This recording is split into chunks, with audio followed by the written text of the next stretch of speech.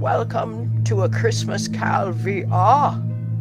The show will begin momentarily.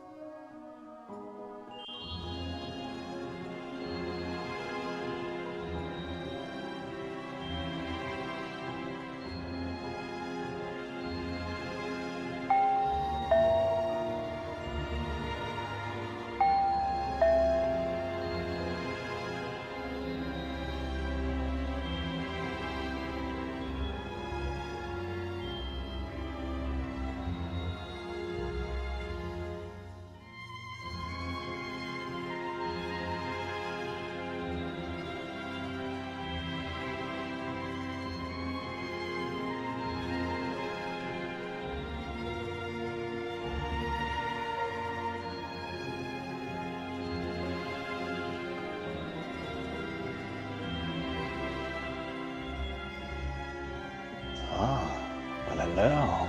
Hello there.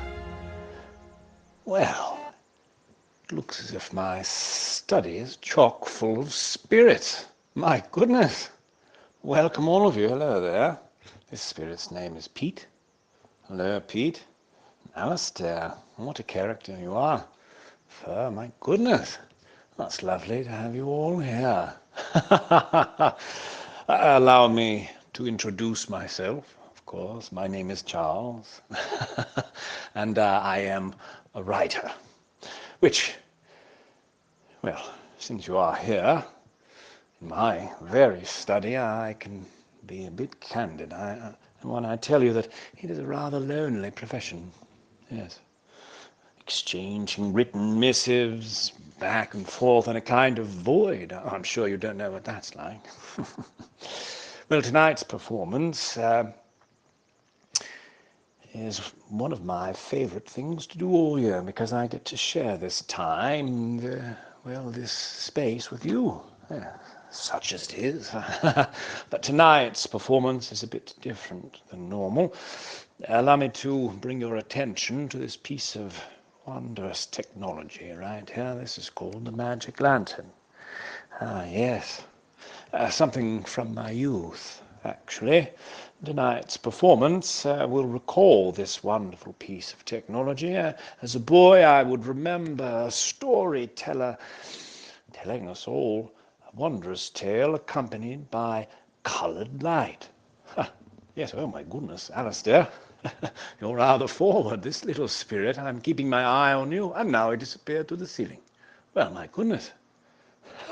Quite energetic. All right, everyone. Um, Now, you do have a spirit power, since this may be your first time as a spirit. There are several modes which you may flit about. So let's try it. Everyone follow me. Now, this isn't your standard magic lantern performance. No, no, you see, tonight's performance, well, in order of explanation, everyone come over here and notice this. This is a more modern piece of technology called the stereoscope. Yes, a quite wondrous machine where you can see photography in 3 dimensions. In fact, there's a portrait of me you can see in 3 dimensions, believe it or not. And in fact, the tale I'm going to tell you was adapted for it. Did you step inside, Tate? Were you able to see it? I'm not sure. Not sure if spirits can. Oh, you did? Nah, well. Nah. I mean, you are to a certain degree. You see, tonight's performance is going to be a kind of stereoscopic magic lantern show. You don't need to see it, for you are experiencing it. Yes. All right. In fact, being a spirit inside of these projections this evening, you have many vantage points from which you can experience it. So go ahead, use your spirit grip. Now that involves holding down your central finger, this one, and if you do it with both of your spirit hands, and then bring your hands closer and further apart, the projections will shrink and grow about you. Not only that, if you practice with it a bit, you can turn, shrink and grow, drag it back and forth as if you were going to conjure a very small model in front of you. Yes, you can make the entire world, the entire projection, very tiny, as if you were seeing some kinds of puppets on a stage, and bring that stage closer to you. It really is up to you. Isn't that wondrous? Another bit of spirit power, Maverick. Are you becoming experienced with it? Yes, Tate, I see you. You're becoming quite the expert. The shadow. Oh my goodness. Oh, a bit of a dark spirit here. You'll come in handy at the end. All right, now, one last thing about your spirit power. You all are equipped with a spirit light as well. So if anything is too dark for you and you want to see it closer, you can light up your torch, and it won't interfere. None. It's just for you. It's magic sight, and it won't bother any of the other spirits in their experience at all. Yes. So, I can see you're all getting quite experienced. My goodness, this is jolly, isn't it? Well, before we begin, then, I have a question for you, everyone. Well, I would say everyone, but there's also a specific everyone right before me. So I have a question for everyone as well as everyone. So, listen up. Who here is a fanatic for the holidays? Who's filled with holiday cheer? Can't wait all year for Tate. Oh, good, John as well. All right, then, as a counterpoint, who here cannot bear the thought of the holidays, and it fills them with a kind of anxiety? Does anyone experience that as well? No one? Well, I am inclined to believe you, but I do think some of you maybe not being entirely honest. I know I have a reputation as Mr. Christmas, but you won't hurt my feelings. Well, you see, I can be a bit, Haley, all right, well, thank you for being honest. You see, despite my reputation, I can get a bit melancholy at the holidays as well. It may be hard to believe, but you see, something about, well, because they're all about giving and happiness and enjoyment, really, when it does underline the fact that not everyone gets to experience that, and that's a bit of what our story is about tonight. So it's all right. Melancholy at the holidays is quite appropriate, I'd say, as much as being jolly. So don't feel embarrassed. All right, here's another bit of a personal question. All right, come in close if you're feeling brave. Yes, all right, Alistair. I can say you're a cheeky spirit. Like I said, I'm keeping my eye on you, but I want you to be honest now. Who here believes in ghosts? Millicent, I would say no. Ah, Fur. I think Fur does. And the Shadow, well, I had you pegged as well. You don't need to tell me so. Yes, well, whether they're true or not, tonight's story is a ghost story as well. And it's not all happy, it's not all sad. And did you know at this time of year, yes, there is a jolliness, but the veil is thin, which is why, well, you can all spend tonight with me in my study. Now, this spiritual connection we're sharing right now, it is tenuous, and at any moment it may be severed, but fear not. If it is, merely send us, our team, a missive, and we can restore it for you, post haste. All right. Now, we do have a team. We have a few more newcomers. Arnie, I see you. Welcome, Arnie. Dinsmore, I think that's not your name. Yes, if you entered late, you have a name that is assigned to you, and I don't know. I'll refer to you that way, but it may be a bit surprising. All right. And like you, Ashcroft, that's your name, in case you didn't know. It's been assigned to you. Now, I think if everyone's arrived, I'll check in with our staff here and our projectionist, which is just outside the projection. Beauregard, can you hear me? Yes?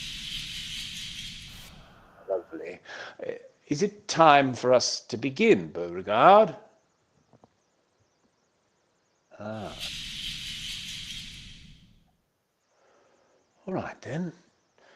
Well, I believe I'm ready. Our projectionist is ready. And you here. Hello, Mark. Come in. Everyone, come in close. I can't see your name if you're too far away. Yes.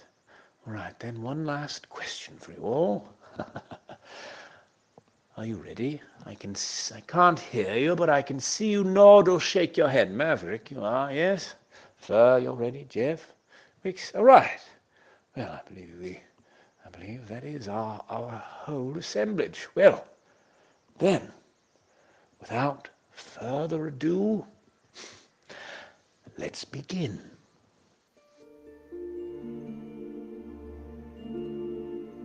Marley was dead. Oh, to begin with, everyone, do you hear me? And everyone? There is no doubt whatever about that. This must be distinctly understood, or nothing wonderful can come of the story I'm about to relate. Now, Scrooge never painted out old Marley's name there. It stood for years afterwards above the warehouse door, Scrooge and Marley. Oh, but he was a tight-fisted hand at the grindstone, Scrooge. Oh, dear. No wind that blew, John, no wind that blew was bitterer than he. Nobody ever stopped him in the streets to say with a gladsome look, "Oh, my dear Scrooge, how are you? When will you come to see me?"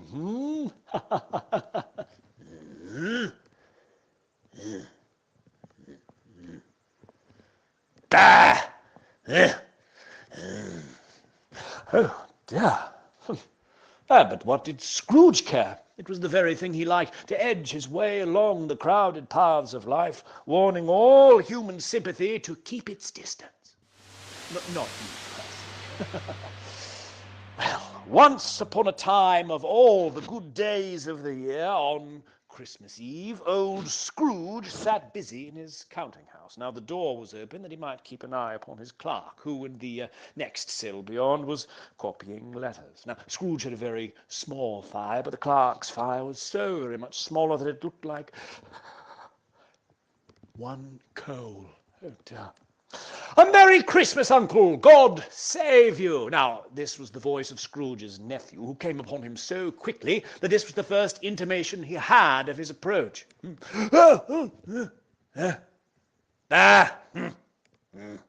Humbug! Christmas a humbug, Uncle? Surely you don't mean that? I do. What right have you to be merry? You're poor enough. Well, come then, what right have you to be dismal?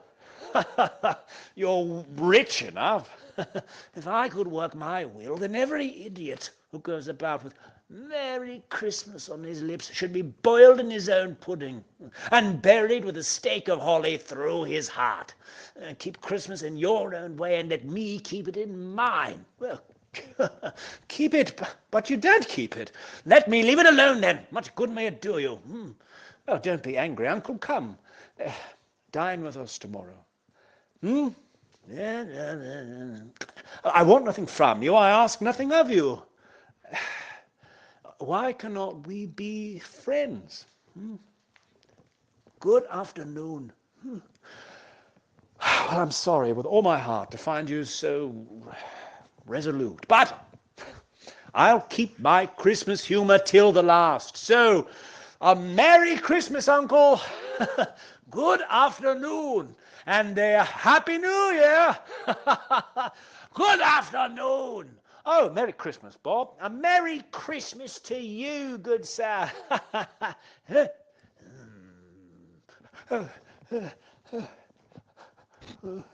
There's another fellow, my clerk, with 15 shillings a week and a wife and family, talking about a Merry Christmas.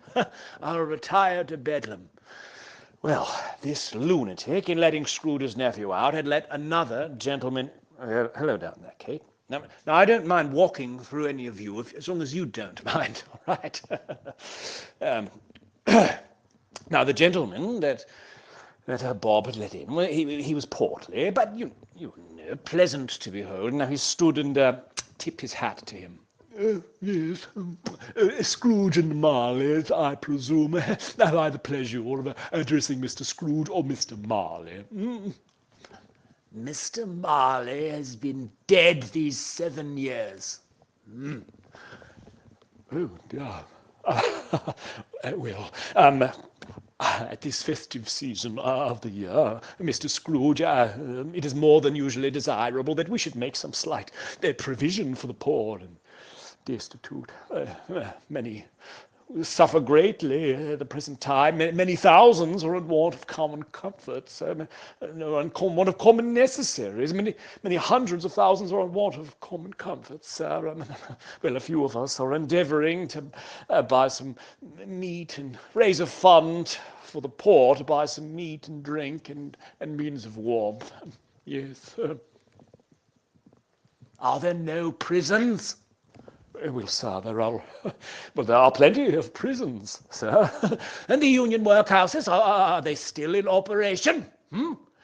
Well, they are. Still, I wish I could say they were not. Oh, I'm very glad to hear it. From what you said before, I was afraid that something had occurred to stop them in their useful course. I don't make merry myself at Christmas, and I can't afford to make idle people merry. I help to support the establishments I have mentioned. They cost enough, and those who are badly off must go there. Well, sir, many can't go there. And many would rather die. If they would rather die, they had better do it and decrease the surplus population. Good afternoon, gentlemen. Good afternoon, sir. Well, seeing clearly that it would be useless to pursue their point, the gentleman withdrew. It was rather unpleasant, wasn't it, Alice dear? Meanwhile, well, perhaps you up there can see the fog and darkness thickened. Oh, you're going up quite high, aren't you? Yes, you'll be very, very well able to see the weather up there. At length the hour of shutting up the counting-house arrived, and with an ill will, Scrooge dismounted from his stool and tacitly admitted the fact to the expectant clerk.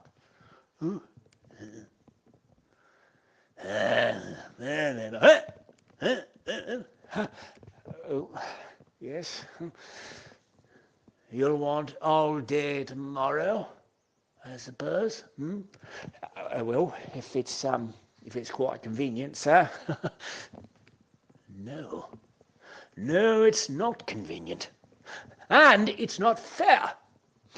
If I was to stop £1/4 for it, you'd think yourself ill-used, I'll be bound. Yet you don't think me ill-used when I pay a day's wages for no work. Oh, it is only once a year, sir. A poor excuse for picking a man's pocket every 25th of December. But I suppose you must have the whole day. Be here all the earlier next morning.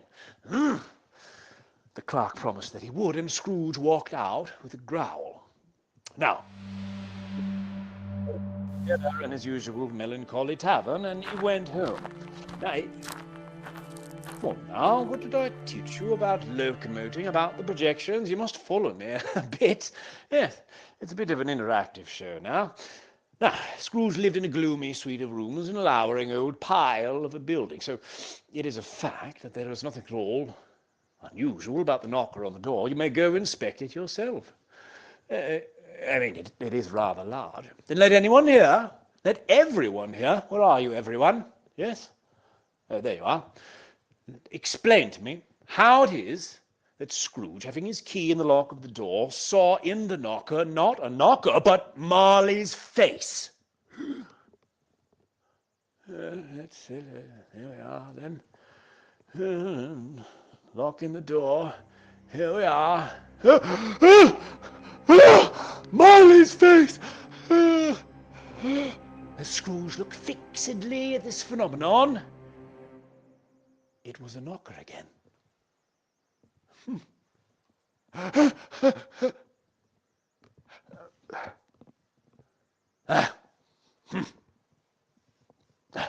Pooh-pooh.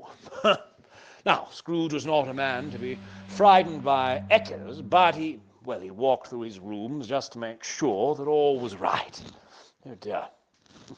He's almost harmless when you look at him this way. More like an old, grouchy tabby cat. All right. There we are. Nobody under the bed. Nobody behind the chair. Nobody in his dressing gown, which, Kate, you're still down there, Kate. You can move about, Remember your spirit, Grip. You can see that, his dressing gown is hanging up in a rather suspicious attitude against the wall. It was then that Scrooge's glance happened to rest upon a bell, a kind of disused bell that hung in the corner of the room. But it was with great astonishment and an inexplicable dread that he watched the bell begin to swing. It rang out loudly, succeeded by a deep clanking noise down below, as if some person were dragging a heavy chain over the casks in the wine merchant's cellar. It's humbug still. I won't believe it.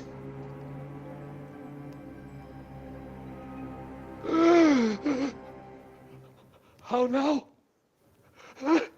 What do you want with me? Much. Who are you? Ask me who I was. Well, who were you then? You're particular for a shade. In life, I was your partner, Jacob Marley.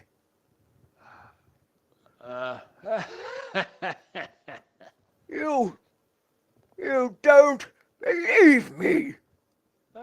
I don't.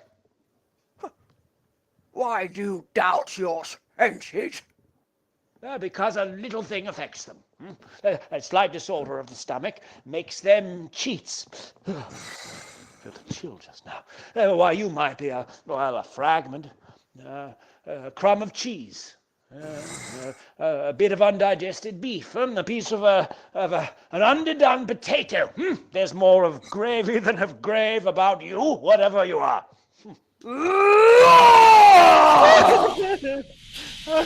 Mercy! Dreadful apparition! Why do you trouble me? Man of the worldly mind, do you believe in me or not? Ah, I do. I must. I do. I must. Yeah, you are fettered. Tell me why. I wear the chains I forged in life. I made it link by link and yard by yard. I girded it on of my own free will, and of my own free will I wore it. Would you know the weight and length of the strong coil you bear yourself? It is a ponderous chain. Oh, Jacob Marley, tell me more. Speak comfort to me, Jacob. I am here tonight to warn you that you have yet a chance and hope of escaping my fate. A chance and hope of my procuring Ebenezer. Oh, you always were a good friend to me. Thank you. You will be haunted by 3 spirits. Is that the chance and hope you mentioned, Jacob? It is. I think I'd rather not. Without their visits, you cannot hope to shun the path I tread. Expect the first tomorrow, when the bell tolls 1. Couldn't I take them all at once and have it over with, Jacob? Expect the second on the next night at the same hour. The third upon the next night when the last stroke of 12 has ceased to vibrate. Look to see me no more. And look that. Can you hear me?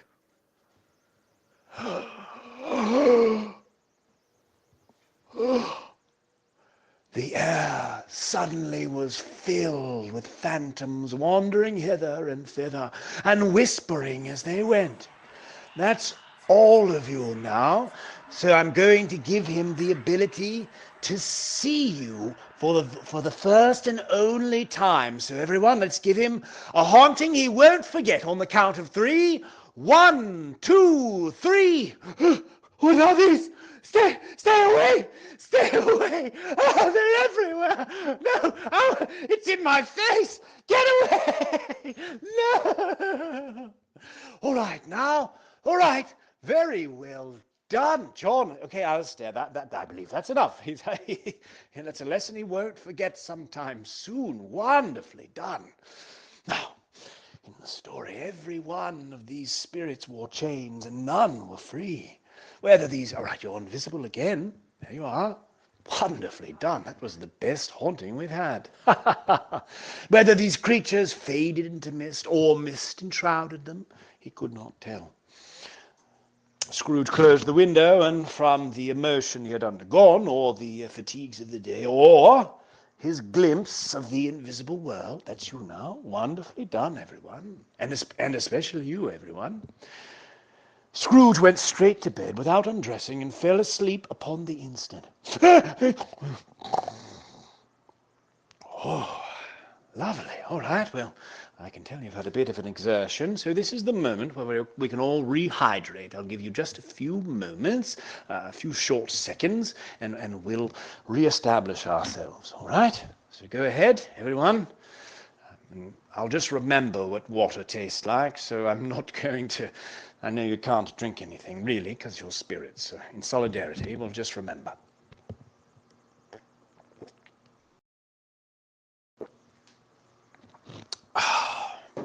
delightful. All right, then. I think I see a few new vector. I believe we have a few late arrivals. So the other spirits, you catch them up, all right? Wonderful. Now, when Scrooge awoke, we're carrying on now, it was dark. He was endeavoring to pierce the darkness when the chimes of a neighboring church struck. 12. The ghost had, of course, warned him of a visitation when the bell tolled 1. He resolved to lie awake, and at length it broke upon his listening ear with a deep, dark, hollow, melancholy 1. Light flashed up in the room upon the instant, and the curtains of his bed were drawn aside. And Scrooge, sitting up suddenly, found himself face to face with the unearthly visitor who drew them as close to it as I am to you. Well, as I am to you right now. Yes. Are you the spirit, sir, whose coming was foretold to me? I am? Who and what are you?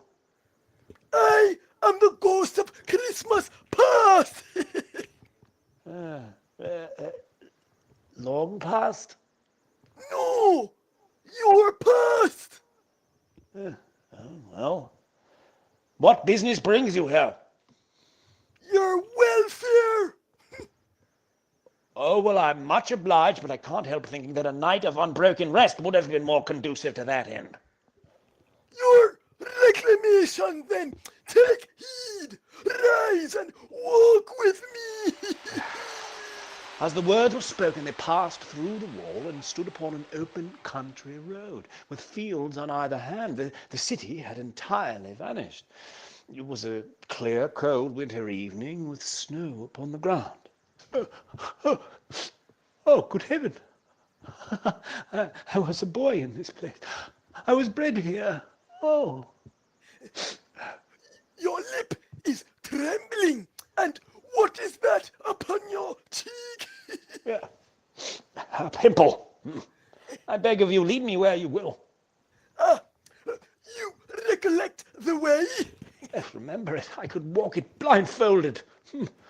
Strange to have forgotten it after so many years. Let us They go walked along on. the road, Scrooge recognizing every gate and post and tree, until a little market town appeared in the distance. Well, there it is. You can see it yourself, with its church and its winding river. The school is not quite deserted. A solitary child, neglected by his friends, is left there still. I know. Entering the dreary hall, there was a chilly bareness in the place that associated itself somehow with too much getting up by candlelight and, not too much to eat. A door at the back of the house disclosed a long, bare, melancholy room, made barer still by lines of plain desks. And at one of these a lonely boy was reading near a feeble fire. They're imaginary words. You're going to have to imagine them now. And Scrooge wept to see his poor, forgotten self as he used to be. Oh. Suddenly a man in foreign garments, wonderfully real and distinct to look at, stood outside the window, with an axe stuck in his belt and leading by the bridle a donkey laden with wood. Oh, hello. Why, it's Ali Baba. It's dear old honest Ali Baba. Yes, I know. One Christmas time when yonder solitary child was left here all alone, he did come for the first time, just like that. Oh, poor boy. Poor boy. Oh, I wish. But it's too late now. What is the matter? Nothing. Nothing. There was a boy singing a Christmas carol outside my door last night. I should like to have given him something, that's all. Let us see another Christmas! Well, but that moment left the school behind them. They were now in the busy thoroughfares of a city, and here too it was Christmas time again, and the ghost stopped at a certain warehouse door. Do you know it? Know it! I was apprenticed here. Why? Oh, it's old Fezziwig. Oh, bless his heart, it's Fezziwig alive again. Yo ho there! Ebenezer! Scrooge's former self, now grown a young man, came briskly in. Yo ho, my boy, no more work tonight. Christmas Eve, Ebenezer. Hiley ho, clear away, my lads. Let's have lots of room here. Oh, there was nothing they wouldn't have cleared away with old Fezziwig looking on. It was done in a moment. The lamps were trimmed, and the warehouse was as bright and snug a ballroom as you would desire to see on a winter's night. In came a fiddler with a music book. In came Mrs. Fezziwig, one vast, substantial smile. In came the 3 Ms. Fezziwigs, and in came the 6 young followers whose hearts they broke. In came all the young men and young women involved in the business, and away they all went, 20 couples, round and round. That's all you then. Come on, no parking, everyone on the dance floor. Let's see you cut a rug. Yes, I want to see. And I know you're limited and you have no legs or arms, but I bet you have some dance moves nonetheless. Yes. Oh, that's quite a jolly. Yes, wonderfully done. During the whole of this, Scrooge acted like a man out of his wits. Yes, yes. His heart and soul were in the scene, and with his former self he remembered everything, enjoyed everything, and underwent the strangest transformation. A small matter to make these silly folks so filled with gratitude. Small? Why, is it not? He has spent but a few pounds of your mortal money. Is it so much that he deserves his praise? He has the power to render us happy or unhappy. To make our service light or burdensome, a pleasure or a toil. The happiness he gives is quite as great as if it cost a fortune.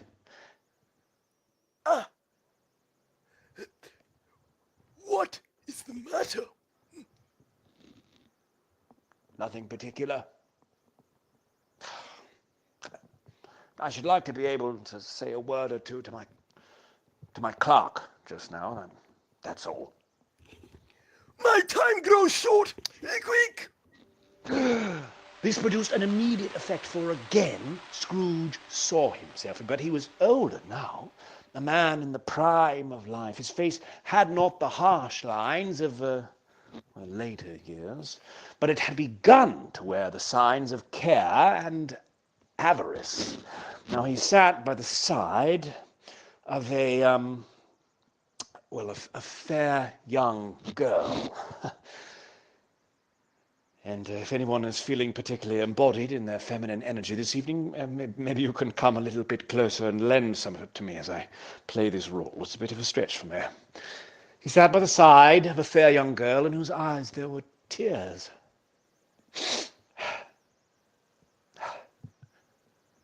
Another idol has displaced me. And if it can comfort you in time to come, as I would have tried to do, I have no just cause to grieve. No, what idol has displaced you? A golden one. I have seen your nobler aspirations fall off one by one until the master passion, gain, engrosses you. Our contract is an old one. It was made when we were both poor and content to be so. You are changed. I release you with a full heart. May you be happy in the life you have chosen. She left him and they parted. No, no, no, no. Spirit, show me no more. Conduct me home. I told you that these were shadows of things that have been, that they are what they are. Do not blame me. Remove me. I cannot bear it. Haunt me no longer. He turned upon the ghost, and seeing that it looked at him with a face that contained fragments of all the faces it had shown him, he wrestled with it. Oh dear, that's enough now. He was then conscious of being exhausted and overcome by an irresistible drowsiness, and further of being in his own bedroom once again. He barely had time to reel to bed before he sank into a heavy sleep. Excuse me, Shadow. Now, it's enough now. Shh, shh, shh.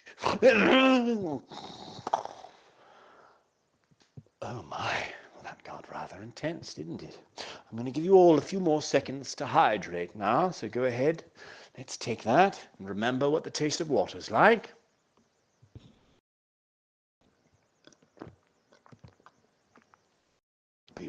That would be refreshing, wouldn't it, babe? All right. Everyone ready? Yes, we've still got you all. All right, then. Let's carry on. Awakening in the middle of a prodigiously tough snore, Scrooge... I said, hello, awakening? Come on, everyone's waiting. We've got a story to tell. Come on now. Scrooge felt that he was restored to consciousness in the right nick of time for the special purpose of holding a conference with the second messenger dispatched to him. When the bell struck 1, he got up softly in his slippers and shuffled to the door. Now, it was his own room, there was no doubt about that, but it had undergone a surprising transformation.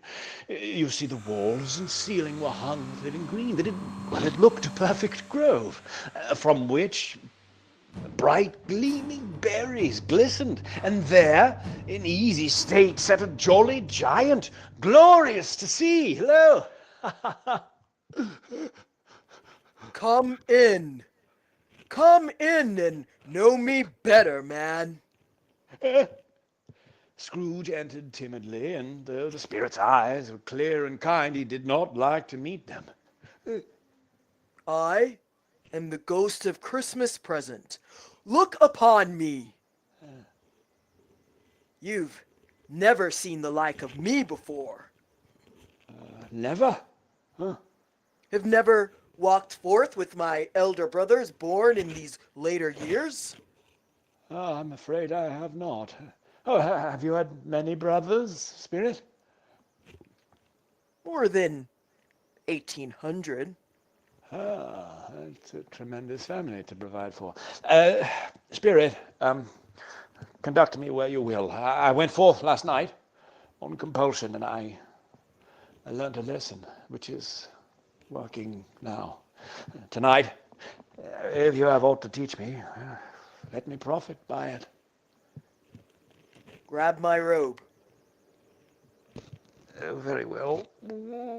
Scrooge did as he was told and held it fast, and they stood in the city streets on Christmas morning.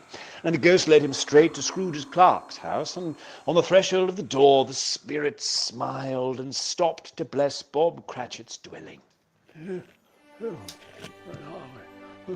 Up rose Mrs. Cratchit, dressed but poorly, in a twice-turned gown, but brave in ribbons. She laid the cloth, assisted by Belinda Cratchit, second of her daughters, and then in came 2 smaller Cratchits, boy and girl, who came tearing in, screaming and basking in luxurious thoughts of sage and onion. They danced about the table, and then in came little Bob, the father, his threadbare clothes darned up and brushed to look seasonable, and on his shoulder Tiny Tim.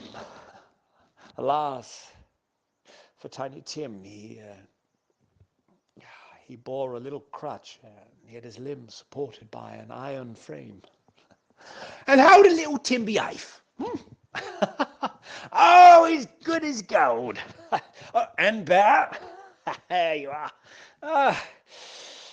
Somehow, sitting by himself so much, he thinks the strangest things you ever heard. He told me, coming home, that he hoped the people saw him in the church because it might be pleasant for them upon Christmas Day to remember who it was who made lame beggars walk and blind men see. Bob's voice was tremulous as he told them this, and trembled even more when he said that Tiny Tim was growing strong and hearty. Up rose Mrs. Cratchit to take the pudding up, and in half a minute she entered, flushed but smiling proudly. "Oh, a wonderful pudding! Come on, everyone, gather round for dinner. Come on, there's plenty of seats." Yes, everybody had something to say about it, but nobody said that it wasn't all a small pudding for such a large family. No, it would have been flat heresy to do so. Alistair, I'm looking in your direction now. Button that lip. At last, the dinner was all done, the cloth was cleared, the fire made up, and the whole Cratchit family drew around the hearth. "Come on, my dears, everyone gather round. I'll give you Mr. Scrooge, the founder of the feast." Ha! The founder of the feast, indeed. I wish I had him here. I'd give him a piece of my mind to feast upon. I would. Oh, my dear, the children. Oh, Christmas Day. It should be Christmas Day. I am sure on which one drinks the health of such an odious, stingy, unfeeling man as Mr. Scrooge. I'll drink his health for your sake in the days, but not for his. A very merry, very happy New Year. He'll be very merry, very happy. I've no doubt. It was the first of the proceedings which had no heartiness. Scrooge was the ogre of the family. The mere mention of his name cast a dark shadow over the party, which was not expelled for a full 5 minutes. But after it had passed, they were 10 times merrier than before. Oh, a Merry Christmas to us all, my dears. God bless us. God bless us, every one, said Tiny Tim. Spirit, tell me if Tiny Tim will live. I see a vacant seat in the poor chimney corner, and a crutch without an owner, carefully preserved. If these shadows remain unaltered by the future, the child will die. No. Oh, no. No. Kind spirits say he will be spared. What then? If he be like to die, he had better do it and decrease the surplus population. Man, if man you be in heart, forbear that wicked cant until you know what the surplus is and where it is. Will you decide what men shall live and what men shall die? It might be that, in the sight of heaven, you are more worthless and less fit to live than millions like this poor man's child. Scrooge bent his head before the ghost rebuke, and trembling cast his eyes upon the ground. But it was then that the spirit and Scrooge were again upon their travels. Much they saw, and far they went, but always with a happy end. The spirit stood beside sick beds, and they were cheerful by poverty, and it was rich. Well, in almshouse, in hospital, in jail, in miseries, every refuge, the spirit left his blessing. Well, it was a long night. If it were only a night, but Scrooge had his doubts of this because the Christmas holiday appeared to pass within the space of time they passed together. It was then that Scrooge looked about him for the ghost and saw it not. As the last stroke of 12 ceased to vibrate, he remembered the prediction of old Jacob Marley, and lifting up his eyes, beheld a solemn phantom, draped and hooded, coming like a mist along the ground towards him. I am in the presence of the ghost of Christmas yet to come. Yes, you are about to show me the shadows of the things that have not happened, but will happen in the time before us. Is that so, Spirit? Yes. Well, lead on. Lead on. The night is waning fast, and it is precious time to me. I know. Lead on, Spirit. The phantom moved away as it had come. The city seemed to encompass them of its own act, and the spirit stood beside one little knot of businessmen. No, said a great fat man with a monstrous chin. I don't know much about it. I only know he's dead. What has he done with his money? Asked the red-faced gentleman. I haven't heard, said the man with the large chin, yawning again. He hasn't left it to me, that's all I know. It's likely to be a very cheap funeral, for upon my life I don't know of anybody to go to it.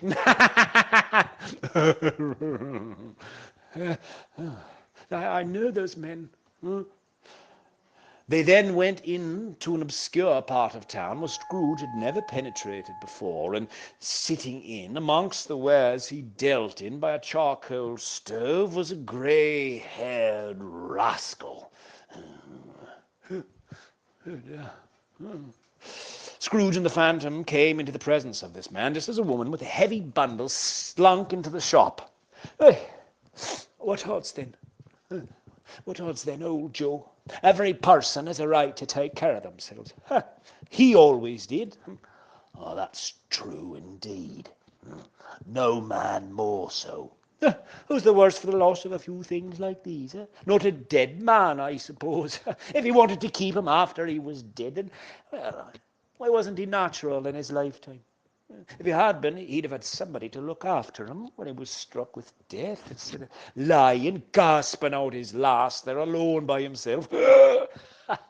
Open up that bundle, old Joe, and let me know the value of it. What do you call this, then? Bed curtains? You don't mean to say that you took 'em down, rings and all, with him lying there? Oh, yes, I do. Why not? He frightened everyone away from him when he was alive to profit us when he was dead. Spirit, I see. The case of this unhappy man might be my own. My life tends that way now. I see. Merciful heavens, what is this? He recoiled in terror, for the scene had changed again, and now he almost touched a bed, a bare, uncurtained bed, on which, beneath a ragged sheet, there lay something covered up. A pale light fell straight upon the bed, and on it, unwatched, unwept, uncared for, was the body of this man. Scrooge glanced towards the Phantom, but its steady hand was pointed towards the head. Spirit, this is a fearful place. In leaving it, I shall not leave its lesson. Trust me. Let us go. I beseech you, let me see some tenderness connected with the death. Oh. The ghost conducted him through several streets, now familiar to his feet. They entered poor Bob Cratchit's house, and found the mother and the children seated round the fire. Quiet. Very quiet. I wouldn't show weak eyes to your father when he comes home, for the world. But I think he has walked a little slower than he used these last few evenings. I've known him walk with I've known him walk with Tiny Tim.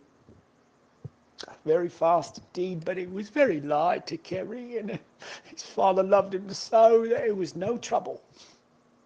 No trouble. Oh, there's your father at the door.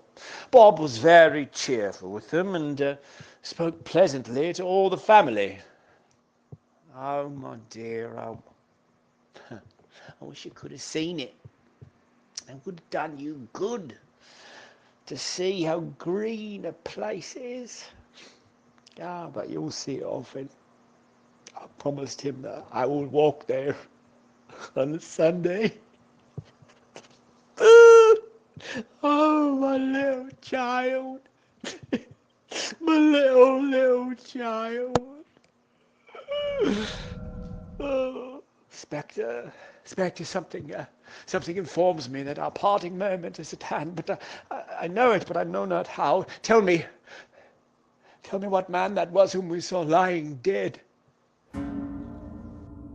Through an iron gate to a churchyard, and the spirit stood amongst the graves and pointed down to one. Before I draw nearer to that stone which you point, answer me one question. Are these the shadows of the things that will be? Or are they the shadows of the things that may be only? The spirit was immovable as ever, and following the finger, Scrooge read upon the stone of the neglected grave his own name. Am I that man who lay upon the bed? Oh, no, spirit! Why show me this if I am past all hope? And show me yet that I may change these shadows you have shown me by an altered life. I will honor Christmas in my heart and try to keep it all the year. I will live in the past and the present and the future. I will not shut out the lessons they teach. Oh, tell me I may sponge away the writing on this stone. Lifting up his hands in his agony, in last prayer to have his fate reversed, he saw an alteration in the phantom's hood and dress. It shrunk, collapsed, and dwindled down into a bedpost. Oh, yes, and the bedpost was his own. Oh, the bed was his own, best and happiest of all the time before him, was his own to make amends in. Yes. Oh, the spirits of all three shall strive within me. Oh, Jacob Marley, heaven and the Christmas time be praised for this. Oh, the shadows of the things that would have been may be dispelled. No, they will be. I know they will. Oh, I'm as happy as an angel. Oh, I'm as merry as a schoolboy. I'm as light as a feather. Hello there. Whoop. What day is it today, my fine fellow? Today? Why, it's Christmas Day. It's Christmas Day. I haven't missed it. Oh, the spirits have done it all in one night. Do you know the poulterers at the corner? Do you know if they've sold the prize turkey that was hanging there? Not the little one, the big one. Yes, go and buy it and have them bring it here. I'll send it to Bob Cratchit's. He shan't know since it's twice the size of Tiny Tim. Oh, that's much too big to carry to Camden Town. You must have a cab. The chuckle with which he said this, and the chuckle with which he paid for the cab, and the chuckle with which he recompensed the boy were only to be matched by the chuckle with which he sat down again in his chair and chuckled till he cried. He had not gone far when he had gone out in the city streets again until he came across the charity gentleman, the portly gentleman, you remember, who had come into his counting house the day before. Not him. Oh, no. Oh, excuse me, my dear sir. My dear sir. Oh, how do you do? I do hope you succeeded yesterday. Oh, it was very kind of you. Oh, and a Merry Christmas to you, sir. Mr. Scrooge? Yes, that is my name, and allow me to ask your pardon. Oh, and will you have the goodness donate 100,000? Oh, Lord, bless me, my dear Mr. Scrooge. Are you serious? Yes, not a farthing less. A great many back payments are included in it, I assure you. Will you do me that favor? My dear sir, I don't know what to say. Don't say anything. Come and see me. Will you come and see me? I will. Thank you, sir. I'm very much obliged to you. I thank you 50 times. In the afternoon, he turned his steps towards his nephew's house. Fred, it is I, your Uncle Scrooge. I've come to dinner. Will you let me in, Fred? Let him in. Why, it's a mercy he didn't shake his arm off.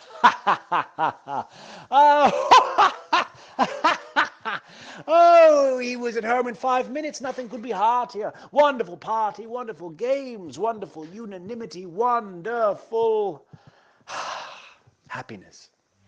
But he was early at the office next morning. He could only be there first and catch Bob Cratchit coming in late. That was what he had his heart set upon, and he did it. Yes, he did. He was a full 18 minutes and a half behind his time. No. Hello? Now, what do you mean by coming here at this time of day?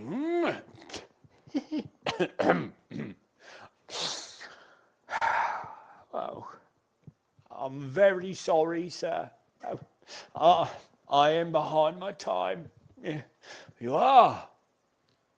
Yes, I think you are. Step this way, sir, if you please. It's only once a year, sir. It shall not be repeated. It shall not. I was making rather merry yesterday, sir. Now, I'll tell you what, my friend. I'm not going to stand for this sort of thing any longer. And therefore, I am going to raise your salary. Oh, yes, a Merry Christmas, Bob. A merrier Christmas, Bob. My good fellow, than I have given you for many a year. I'll raise your salary and endeavor to assist your struggling family. And we will discuss your affairs this very afternoon over a bowl of smoking Bishop Bob Cratchit. Oh, Scrooge was better than his word. He did it all and infinitely more. And to Tiny Tim, who did not die. Now, I could tell everyone was very concerned about this, yes, and everyone. To Tiny Tim, Scrooge was a second father. He became as good a friend and as good a man as the good old city knew. Some people laughed to see the alteration in him, but he let them laugh. And little he heeded them, for his own heart laughed, and that was quite enough for him. He had no further encounter with spirits such as yourselves, and it was always said of him that he knew how to keep Christmas well. If any man alive possessed the knowledge, may that truly be said of us, and of all of us. And so, as Tiny Tim observed, God bless us, every one.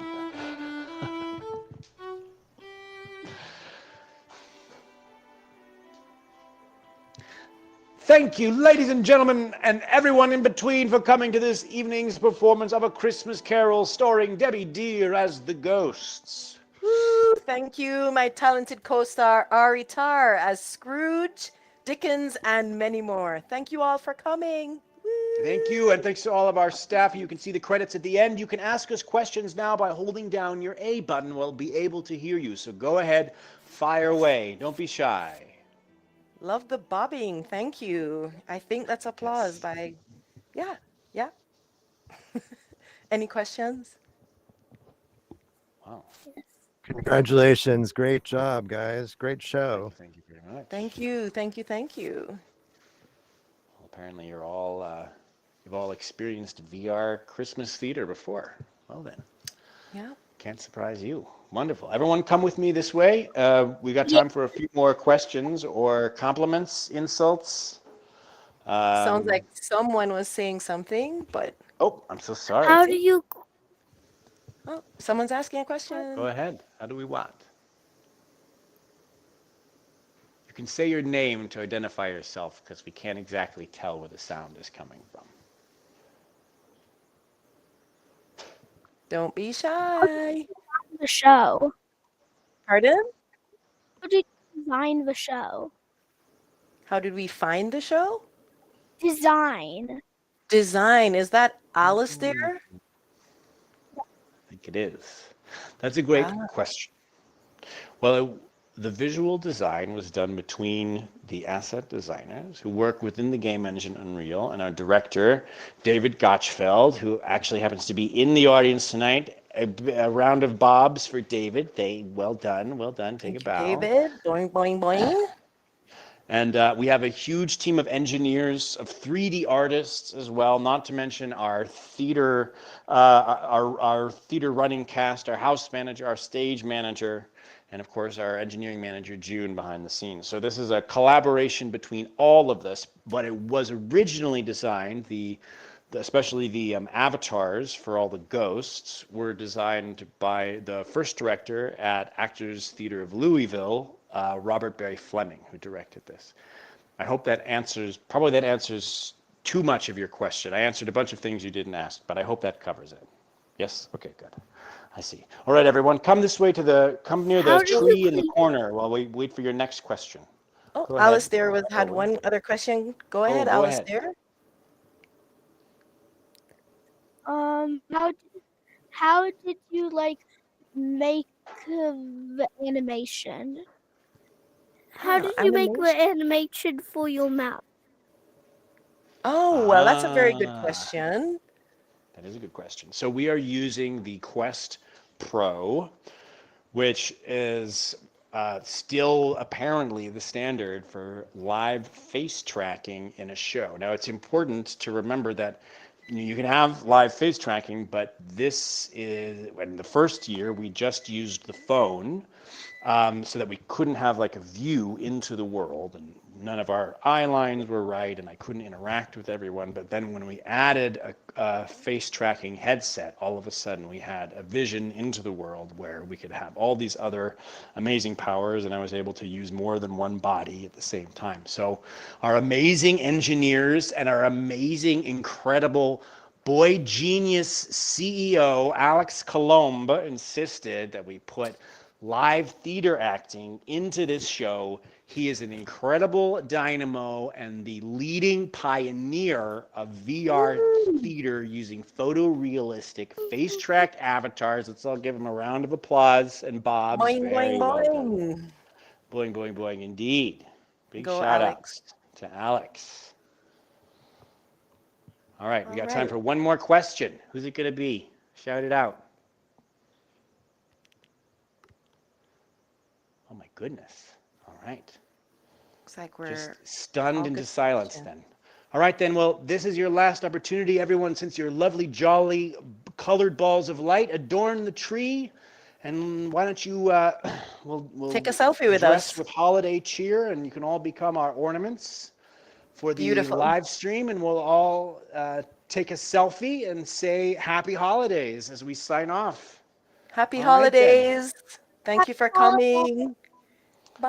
Happy holidays, everyone. Guys, great Bob to the show. camera. Thank I think you. everyone Boing, is boing. the camera. Bye. Bye. Hi.